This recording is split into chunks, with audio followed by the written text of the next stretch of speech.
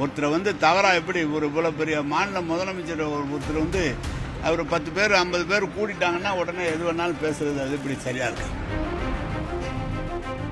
Gandhi market அங்கேருந்து மாற்றாது, Gandhi market அங்கே தான் இருக்கு. அது டெவலப்மெண்ட்டுக்கு ஏற்கனவே 50 கோடி ரூபா கொடுத்தாங்க. அது இது வரைக்கும் இன்னும் ஒன்றும் அந்த டிபிஆர் வராமல் இருக்குது.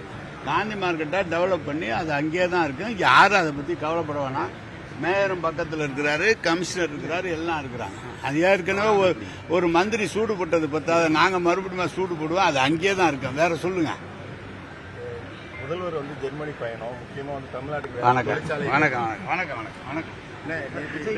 விஜய் விமர்சனம் பண்ணிருக்காரு. எது முதல்வர் அங்கிள் சொல்லி பாவேக தலைவர் விஜய் வந்து தமிழ்நாட்டு முதலமைச்சரை வந்து அங்கிள்னு சொல்லி விமர்சனம் பண்ணிருக்காரு. அவருடைய தராதரம் அவ்வளவுதான்.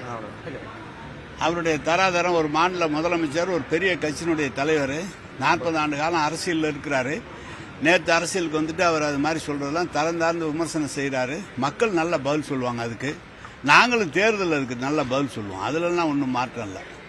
ஒருத்தரை வந்து தவறாக எப்படி ஒரு இவ்வளோ பெரிய மாநில முதலமைச்சர் ஒருத்தர் வந்து அவர் 10 பேர் 50 பேர் கூட்டிட்டாங்கன்னா உடனே எது வேணாலும் பேசுறது அது இப்படி சரியா இருக்கு. சரியா இருக்கா? ட்ரெண்ட ஃப்ரெண்ட் ஆக்கிக்கோங்க. தந்தி டிவியின் சப்ஸ்கிரைபர்ஸ் அண்ட் ஃபாலோவர்ஸ் குடும்பத்துல நீங்களும் இணையுங்க.